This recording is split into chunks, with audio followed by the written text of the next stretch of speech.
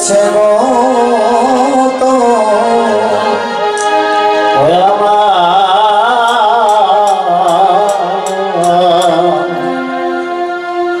দয়ালে গুরু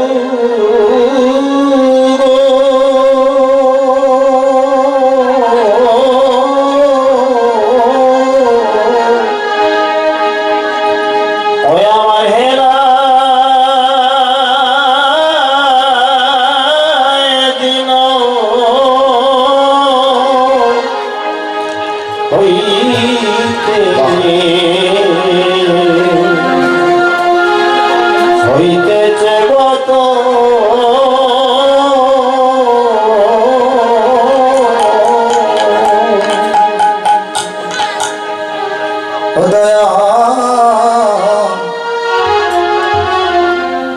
দয়াল গুরু গয়া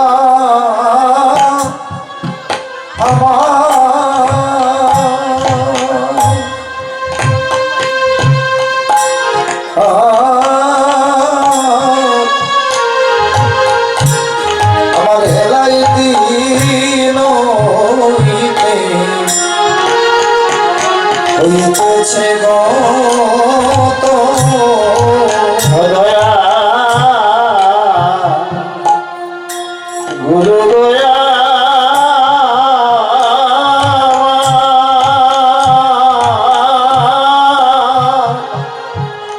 আমার হেলায় দিন হইতেছে গত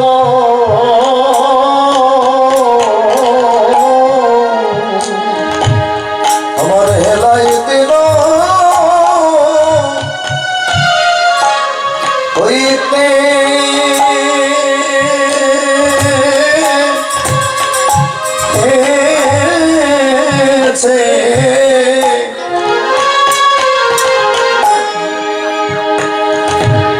গত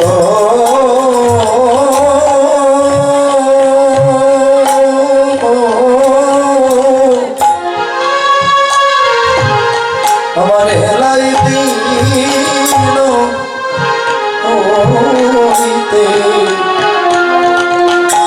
হইতেছে গত আমার হেলাই দিন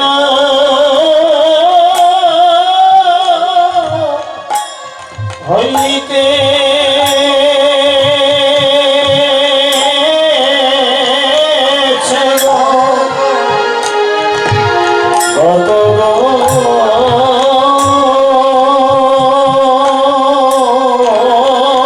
প্রভু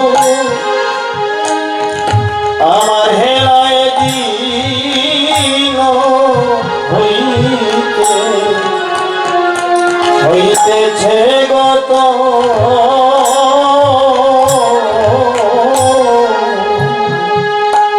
আমি মনুষ্য জন্ম পাইয়া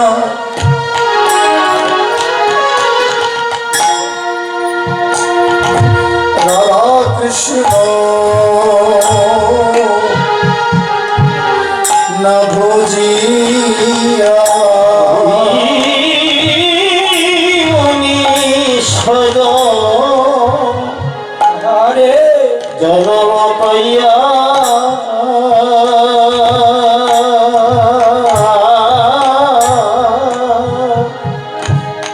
আমি রাধা কৃষ্ণ না ভজিয়া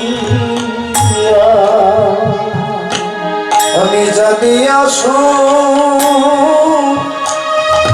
শুনিয়া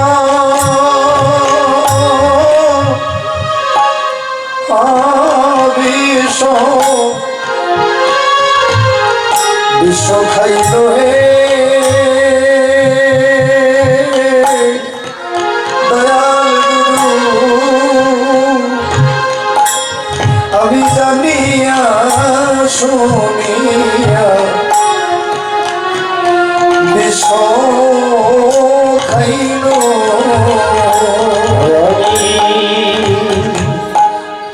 জানিয়া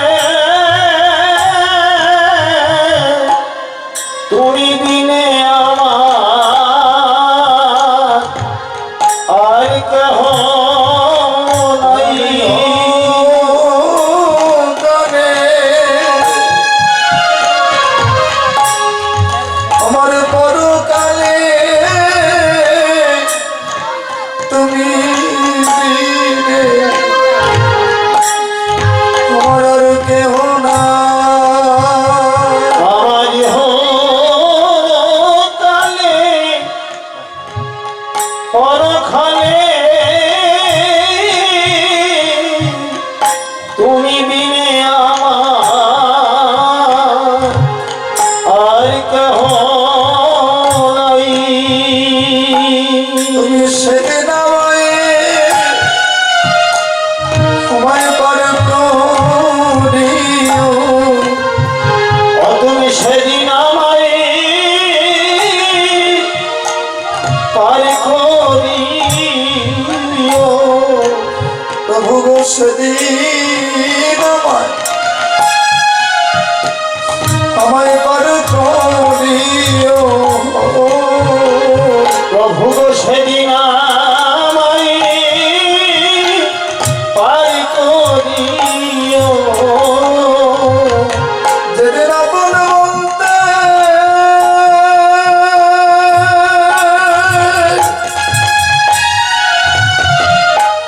আমার কেউ রবে না, সেদিন আমায় পার করিও। আগো যেদিন আপন বলতে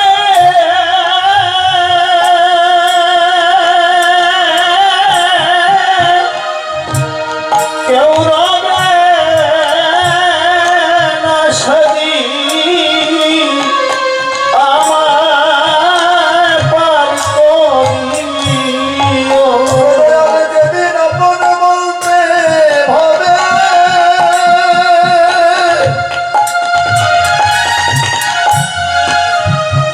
আমার কেউ রবে না, তুমি সেদিন আমায় পার করিও। আগো যেদিন আপন বলতে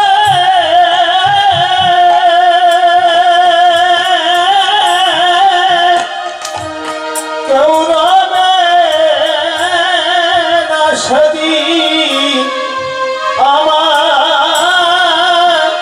পার করিও। তুমি বিনে আমার মরার তো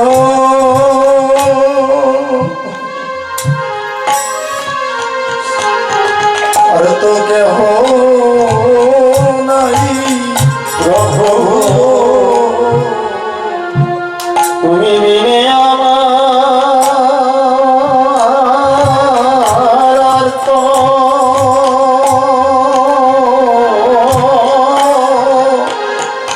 কেহ নাই।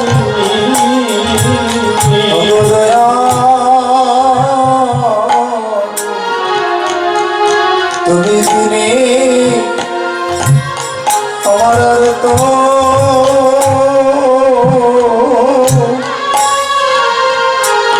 আর তো কেহ নাই। প্রভু তুমি বিনে আমার আর তো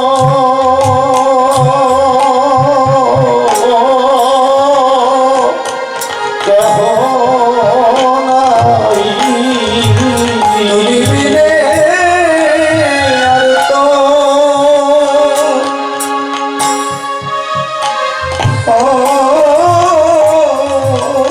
কেহ কেউ নাই গো দয়াল গুরু, তুমি বিনে আমার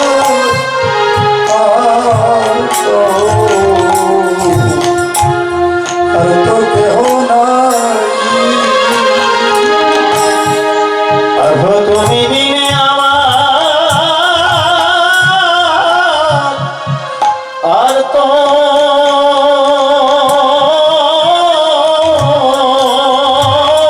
কেহ নাই।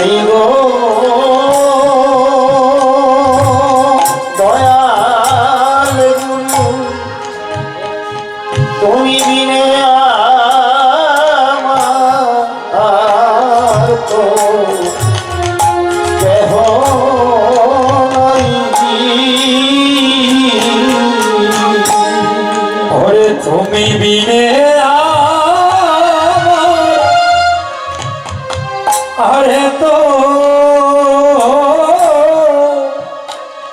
ও কেহ নাই গো ও দয়াল তুমি বিনে আর তো কেহ নাই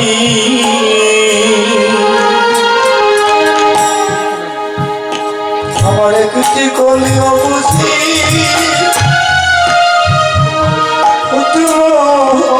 না রে,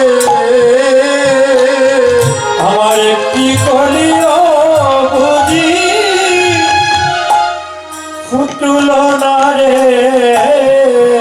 একটি কলিও বুঝি বুঝি ফুটল না রে, একটি কলিও বুঝি ফুটল না রে দেহরাজ্য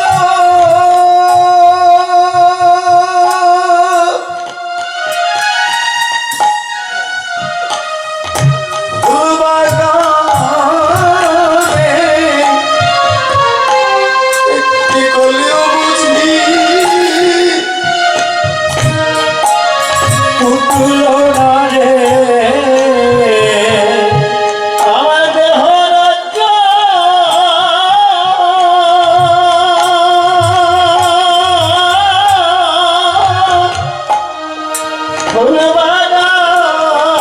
ফুলবাগান একটি কলিও বুঝি ফুটল না রে। ওই আমার দেহ রাজ্য ও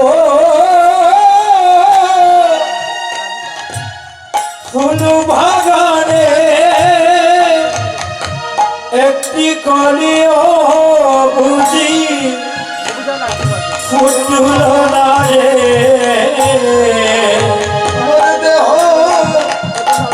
দেহরাজ্য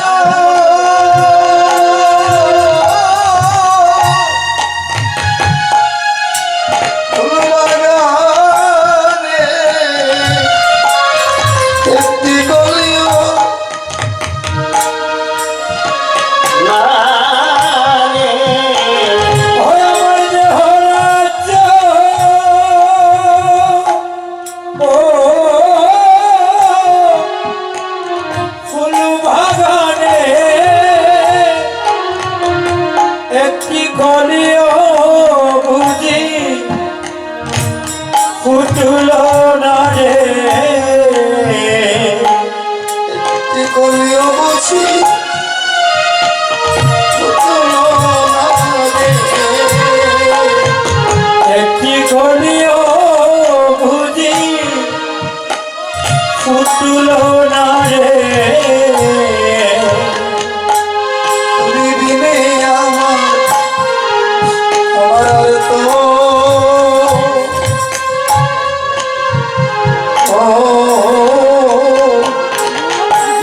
আর তো কেহ নাই গুরু গো তুমি বিনে আমার আরে তো ও কেহ নাই গুরু গো, তুমি বিনে আমার আর তো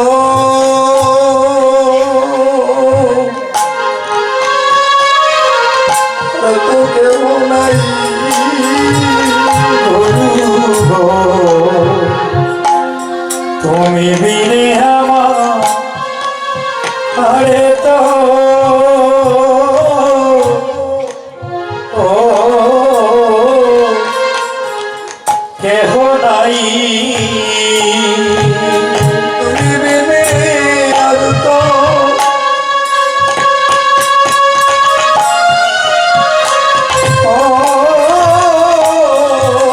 কেহ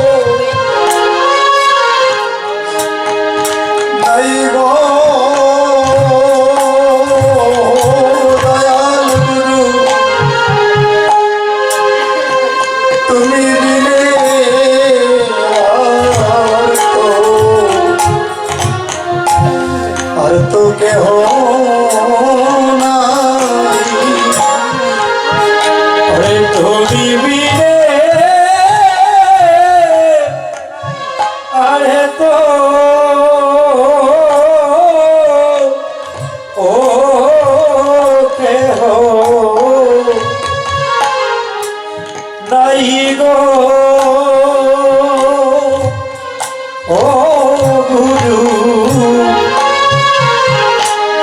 তুমি বিনে আর তো কেহ নাই তুমি বিনে আমার আর তো ও কেহ কেহ নাই গো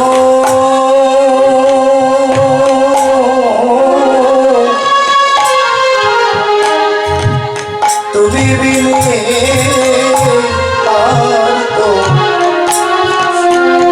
আর তো কেহ নাই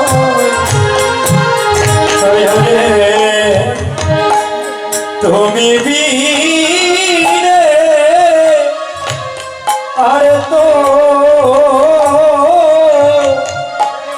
ও কেহ নাই গো গুরু তুমি বিনে আর তো কেহ নাই গুরু সেদিন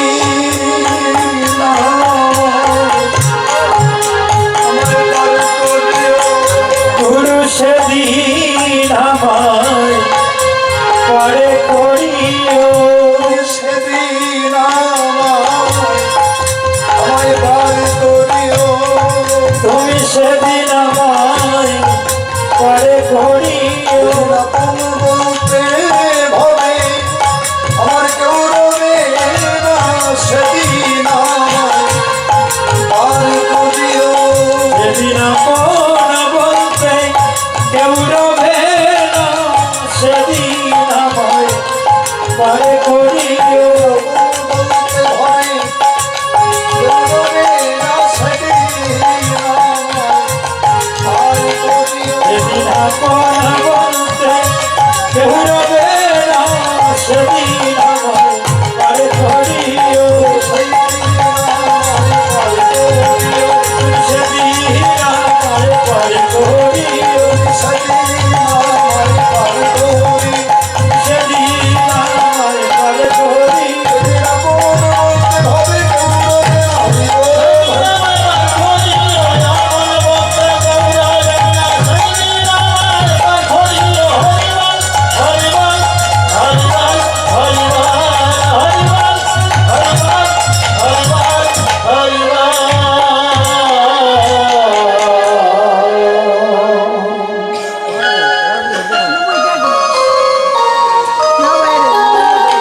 সুধীজন অমৃত পথযাত্রী ভগবতী পিতাসু ভক্তবৃন্দ ভক্তিমতী মায়েরা দাদু ভাইরা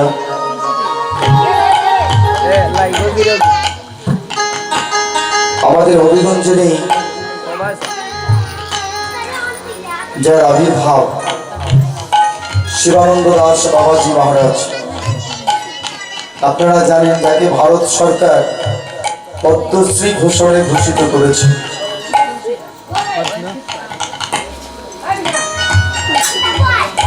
দীর্ঘায়ু ছিল ওনার, গত মেতে আমরা ওনাকে হারিয়েছি। আমার পরম সৌভাগ্য হচ্ছে ওনার সঙ্গে সাক্ষাৎ করার। আমার আকাঙ্ক্ষা ছিল 2014 সালে এসেছিলেন, পরে গত 23 নাকি 22 এসেছিলেন। আমি দেখা করতে গেলাম, আমার 3টা প্রশ্ন। প্রথমে বলেছিলাম আপনার দীর্ঘ জীবনের রহস্য।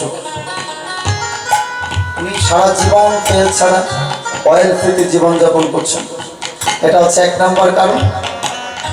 2 নম্বর কারণ হচ্ছে উনি খুব সকাল সকাল ঘুমাতে যান, আবার খুব ভোরবেলা ঘুম থেকে উঠছেন, ব্রাহ্ম মুহূর্তে প্রাণায়াম করেন, সকালবেলা হাঁটা চলাফেরা করেন। 3 নম্বর উনি বললেন সৃষ্টিকর্তা। আমরা যাই কিছু করি না কেন, যদি সৃষ্টিকর্তার ইশারা না থাকে তাহলে কিছুই সম্ভব নয়। আপনারা জানেন অক্সফোর্ড থেকে উনি পিএইচডি করেছেন তৎকালীন সময়। উনি একটা কথা বলেছিলেন, গুরু ইজ গ্রেটার দেন গড। গুরু ঈশ্বরের থেকেও উপরে। আমরা দেখেছি বৈষ্ণব কবি বলছেন, গুরু রুষ্ট হলে কৃষ্ণ রাখিবারে পারে, কৃষ্ণ রুষ্ট হলে গুরু রাখিবারে নারে। যদি কৃষ্ণ রুষ্ট হলে গুরু রাখিবারে পারে, গুরু রুষ্ট হলে কৃষ্ণ রাখিবারে না। যদি গুরুদেব রুষ্ট হয়ে যায় ভগবানও তাকে রক্ষা করতে পারে না। আর যদি গুরু কারো সহায় থাকে ভগবানও তার ধ্বংস দিতে পারে না। এটা ভগবানের দেয়া ক্ষমতা। গুরু হচ্ছে মাধ্যম, মিডিয়াম, যার হাত ধরে আমরা ভগবানের সঙ্গে মিলিত হতে পারি, লীন হতে পারি। তাই তো প্রথমেই দেখবেন প্রতি কীর্তনীয়া বৃন্দ প্রথমেই যার যার নিজ নিজ গুরুদেবকে স্মরণ করে, তারপর আমার গৌর হরিকে স্মরণ করে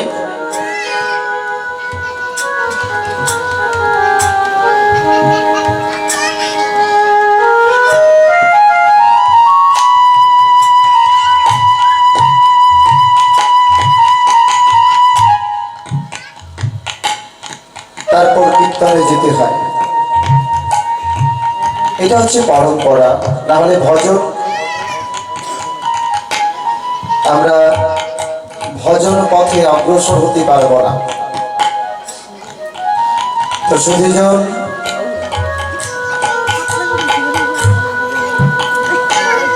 এখন যে লীলা কথা, যদিও ভগবান কৃষ্ণের শ্রীধাম বৃন্দাবনের কোন লীলা কথা নয়, কিন্তু আমাদের সিলেট অঞ্চলে নামযোগ্য বলে আমরা এটাকে পালা রূপের মতোই দিয়ে দিয়েছি। 9টা থেকে 12টা পর্যন্ত নামযোগ্য কীর্তন করা, যদিও 9টা থেকে 12টা পর্যন্তই অভিসারের সময়, আর 12টা থেকে 3টা পর্যন্ত হবে রাস, আর 3টা থেকে 6টা পর্যন্ত হবে অলস অথবা কুঞ্জভঙ্গ। আমি কথাটা বলার চেষ্টা করি, যদিও আমার বলাটা, কারণ আমার বলাটাই যে জগৎজীব শুনবে এটা তো একটা পার্সোনালিটি থাকতে হয়। তো একটু বলে রাখি। যাই হোক, এখন আমরা নাম মাহাত্ম্য কীর্তন শ্রবণ করব।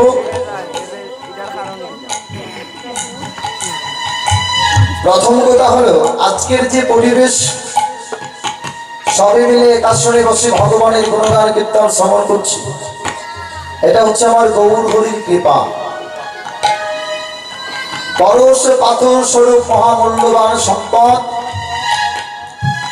আমাদের গৌর হরি অকাতরে জীবকে বিলিয়ে দিয়েছে, যেটা অনর্পিত চিরাত, অনর্পিত ছিল, অর্পণ করা হয়নি কোনো কালে।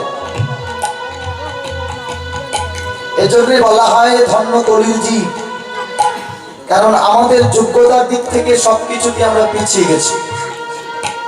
আমরা পিছিয়ে আছি বটে, আমাদের কোনো যোগ্যতা নেই। আমরা একসাথে 1 ঘন্টা বসে এক জায়গায় হরিনাম শ্রবণ করতে পারি না।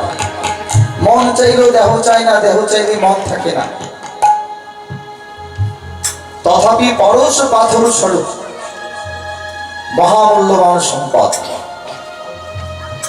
আমি দুপুরে বলেছিলাম, ভাগবত শাস্ত্রে বলছে 10,000 বৎসরের 10,000 জীবনের পাপ রাশি হরিনাম আশ্রয়ে নষ্ট হয়ে যায়। নামের এত বাহিকা শক্তি। আপনারা জানেন, অন্ধমণির পুত্র সিন্ধুমণিকে হত্যা করার পরে যখন প্রায়শ্চিত্ত খুঁজতে গেলেন, গুরু গৃহে ছিলেন না, গুরুর পুত্র ছিল। তিনি বললেন, এটার একমাত্র প্রায়শ্চিত্ত হচ্ছে 3 বার রাম নাম জপ করলেই হবে। গুরুদেব যখন কুঠিরে আসলেন ভজন কুঠিরে, ছেলের প্রতি খুবই রাগান্বিত হলেন। তোমার এত বড় সাহস, একবার রাম নাম করলে জীবের সমস্ত পাপ মোচন হয়, সেই জায়গাতে 3 বার নাম জপ করার কথা বলেছে। নামের এত দাহিকা শক্তি। তাই তো সুধীজন, আমরা আজকে নামাশ্রয়ে আছি, ভগবানের কাছে আছি, গৌর হরি এখানে আছে, ভক্তের উপর কৃপা বর্ষণ করছে। এটা হচ্ছে নির্মল সুখ, যে সুখের পেছনে আর দুঃখ কাজ করে না। আমরা দুঃখে ছিলাম, তৎকালীন সময় ব্যবস্থাটা খুবই জটিল ছিল। এই যে মধ্যযুগের সাহিত্য বৈষ্ণব পদাবলী, এটা যদি সাহিত্যের দিক থেকেও দেখি, তারপরও সাহিত্যের বিচারে গেলেও বিষয়টা অনেক কঠিন, এত সহজে বোঝা যায় না। কেন আমাদের পরম্পরা নেই, প্রাতিষ্ঠানিক শিক্ষা নেই। কিন্তু রবীন্দ্রনাথ দেখেন, বিশ্বকবি রবীন্দ্রনাথ ঠাকুর, যার সঙ্গে মহাবিজ্ঞানী আইনস্টাইনের একটা ভালো সম্পর্ক ছিল, একদিন কথা প্রসঙ্গে বললেন যে তোমার ভারতবর্ষে আলোচ্য বিষয় কি আছে একটু বল। কবিগুরু বললেন, আপনাদের এখানে খনি থাকে মাটির নিচে, এই যে কয়লার খনি, সোনার খনি, রূপার খনি, কিন্তু আমাদের ভারতবর্ষে একটা খনি আছে, সেটা মাটির নিচে নয়, মাটির উপরে। কি সেটা? বৈষ্ণব পদাবলী সাহিত্য। জয়রাধ। পৃথিবীতে সবচাইতে উৎকৃষ্ট মানের সাহিত্য, সেটা হচ্ছে বৈষ্ণব পদাবলী। কাজে এত উৎকৃষ্ট মানের বস্তু আমার মতো নিকৃষ্টের হাতে যদি পড়ে, তার মূল্য নষ্ট হবে কি? নিশ্চয়ই হবে। একমাত্র আপনাদের মতো সাধুগুরু বৈষ্ণবের কৃপা ছাড়া কোনো কিছুতেই ভগবান কথা বলা সম্ভব নয়। কারণ ভক্ত ভগবানের অধীন। আপনাদের মতো সত্য ভক্তের একটা আবেদন পত্র যদি গৌর হরির কাছে যায় যে তুমি অবুধ ছেলেটাকে কৃপা করো প্রভু, যেহেতু ভক্তের অধীন, আপনাদের কথা রক্ষার্থে যদি কিঞ্চিত কৃপা বর্ষিত হয়, তবেই ভগবান কথা কিছু আলোচনা করা সম্ভব। তাই তো সুধীজন, কৃপা করবেন, সকল বৈষ্ণব অপরাধ থেকে ক্ষমা করবেন। কলির প্রথম সন্ধ্যায় আজকে একটা বিশেষ দিন, শ্রী অদ্বৈতের আবির্ভাব তিথি। আজকের এই দিনে মহাবিষ্ণু অবতার অদ্বৈত আচার্য ধরাধামে অবতরণ করেছিলেন 1434 খ্রিস্টাব্দে, আর গৌর হরি এসেছেন 1486 খ্রিস্টাব্দে। প্রথমেই আসলেন অদ্বৈত। অদ্বৈতকে আমাদের খুবই কাছে। এই যে তাহিরপুর উপজেলা লাউর পরগনা ছিল নবগ্রামে, বাবা কবির আচার্য অদ্বৈতের বাবা কর্তৃক যে নাম ছিল কমলাক্ষর। কমলাক্ষর বলেও মতান্তর আছে। তো দেখি অদ্বৈত আচার্য যারা কি ছোটবেলা থেকে কোনো একটা কিছু যদি একবার পড়তেন, সেটা আর কখনো ভুলতেন না, এত তো কোনো মেধাবী ছিল। তাই তার নাম হচ্ছে শ্রুতিধর। অদ্বৈত আচার্যের একটা নাম হচ্ছে শ্রুতিধর। উনি অল্প বয়সেই বেদ আত্মস্থ করেছিলেন বিধায় আরেক নাম ওনার বেদ পঞ্চানন। শান্তিপুরে তৎকালীন সময়, শান্তিপুর এবং নবদ্বীপে শিক্ষার চর্চা সারা পৃথিবীর মধ্যেই ছিল নাম করা। এই জন্য আমরা যারা দেখি চৈতন্যদেব বলি, সতীদেবী বা যাই দেখি না কেন, যদিও সিলেটের অধিকাংশ আছেন, কিন্তু থাকতে নবদ্বীপে। কারণ নবদ্বীপে পড়াশোনার অবস্থাটা খুবই ভালো ছিল। আমার বাড়ি হচ্ছে সিলেটের একদম শেষ প্রান্তে, কিন্তু আমাকে অনার্স মাস্টার্স করতে হচ্ছে আপনাদের বসে সিলেটে এসে, কারণ বিশ্ববিদ্যালয় তার গ্রাম পর্যায়ে থাকেন। তো অদ্বৈত প্রভু শান্তি করে তাদের একটা রাজে প্রাসাদ তুল্য বাড়ি ছিল, যেটার নাম ছিল উপকারিকা। তথাপি অদ্বৈত প্রভু গঙ্গা নদীর অপারে আরেকটা ছোট্ট কুটির বানিয়েছেন, যেখানটাতে ভক্তবৃন্দকে নিয়ে প্রতিদিন নৃত্য কীর্তন করতেন। আর প্রাতকালে প্রাতঃ স্নান করে গঙ্গা নদীতে তুলসী পত্র অর্পণ করে ডুব দিয়ে আবার হুঙ্কার ছাড়তেন, চিৎকার করে যেন বলতেন, হ্যাঁ তুমি আসো। ভক্তরা ডেকে বলতো, কাকে রাখছো? কে আসবে? হ্যাঁ আসবে আমার পরমারাধ্য দেবতা। কারণ যদি না আসেন তাহলে কিছুদিন পাপাচ্ছন্ন গরিব জীবের উদ্ধারের যে বিহিত হবে না। হরিনামে জীবে নাই রে মুক্তি, হরিনামে জীবে নাই রে মুক্তি, হরিনামে জীবে নাই রে মুক্তি, হরিনামে জীবে নাই রে মুক্তি, হরিনামে জীবে কি হবে গতি, হরিনামে জীবে নাই রে মুক্তি। ওরে হাই রে জীবে কি হবে গতি, হরিনামে জীবে নাই রে মুক্তি, মধুর হরিনামে জীবে নাই রে মুক্তি, হরিনামে জীবে নাই রে মুক্তি। হরিনামে জীবের মতি গতি নেই। কেন? মায়া আমাদেরকে ঘাস করে ফেলেছে। শাস্ত্রে বলছে, দৈবী এসা গুণময়ী মম মায়া দূরত্বয়া। দেখবেন মায়া না সবকিছু মনে হচ্ছে আমার, ছেড়ে যেতে পারছি না। আমার পাশের বাড়ি এক লোক ওসমানী মেডিকেলে তার পাকস্থলীর অপারেশন হয়েছে, মানে খাদ্য তৈরি যেটা। তো মেডিকেল থেকে ছেলেকে রেখে রেখে বলছে, 3 ছেলে বলছে, বাবা রে বাড়িটা দেখার খুব শখ হচ্ছে, আমাকে বাড়িতে নিয়ে যাও, মেডিকেলে থাকতে ইচ্ছে করছে। আমার একদম পাশে বাড়ি, একটা বাড়ি পড়ে। কিন্তু বাড়িতে যাওয়ার পরে 3 দিন পরেই চলে গেছেন জগৎ থেকে বিদায়। কথাটা আমি স্মৃতিচারণ করি, কারণ এই আপনাদের মতো সাধুগুরু বৈষ্ণবের সঙ্গ করছি তো, মনে মনে ভাবি একবার দেখে যাও বাড়িটা, একবার পারলে দেখে যাও কোথায় কার বাড়ি, কে কার পুত্র, কে কার পিতা।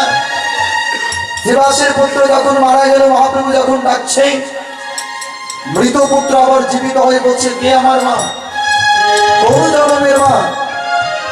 আমি তো কত জন্ম পেয়েছি, প্রত্যেকটা জন্মে একজন একজন করে মা পেয়েছি, কোন মা চিনতে পারছি না। কাজেই দৈবী এসা গুণময়ী মম মায়া দূরত্বয়া, মায়াকে অতিক্রম করা খুবই কঠিন। তবে যারা ভগবানের শুদ্ধ ভক্ত, যারা নামাশ্রয় গ্রহণ করছে, তারা হচ্ছে পদ্ম পাতার জলের মতো। কেমন? ঠাকুর সংসারে মন রাখো ভগবান। মন সংসারী আছে কিন্তু মনটা ভগবানের দিকে। আর সেই সংসার হবে আশ্রম স্বরূপ।